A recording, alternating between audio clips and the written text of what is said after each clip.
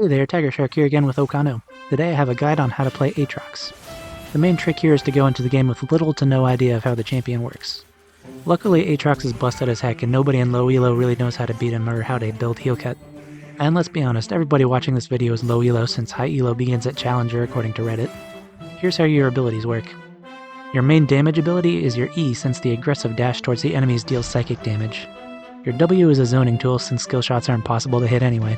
Your Q has 33 recasts, or at least I think it does since that's how many times I pressed the button during a 4-second fight.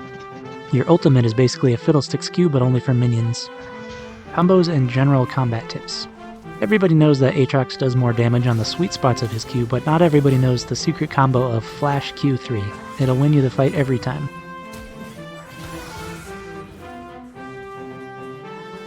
Once you have a kill or two, you can 2v1 a turret and a champion just by pressing Q as fast as your fingers can smack the keyboard.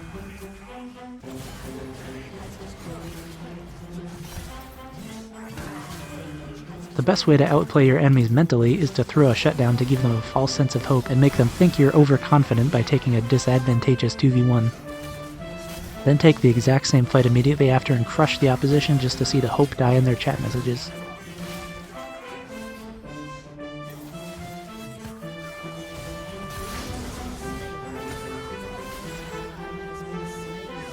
At this point in the game, you're the carry, so steal as many kills from your assassin jungler as possible. During teamfights, you don't even need to aim your abilities, just button mash and you'll hit somebody. Your healing makes you tanky enough to hyper-focus on one target even when 3 people are piling on top of you. Having fed teammates also really helps. The enemy team will probably surrender before 22 minutes, which means we'll never know if Aatrox scales well or not.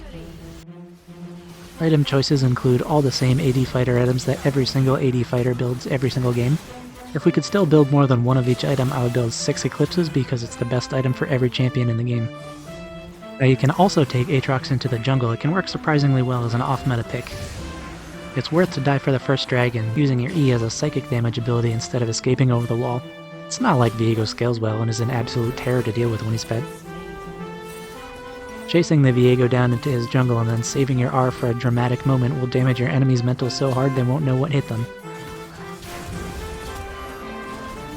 Supports are always the scariest champions in the game. The fights can be harrowing and down to the wire, but it's important to take the fight even if you think you can't win, since every second they're alive is another chance for them to penta your team and take 3 turrets.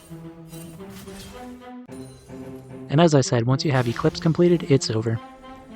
Viego can no longer take you and you've basically won the game. Pressing R just before the fight ends for some dramatic flair is always the way to go. And the final rule you must learn, the enemy is always going to FF at 15 just when you're starting to have fun. And that concludes my guide to playing Aatrox. I hope you learned something, and now you're ready to take him into your ranked games with the knowledge I've shared. That's all for this one, and as always, I hope you have a spectacular day.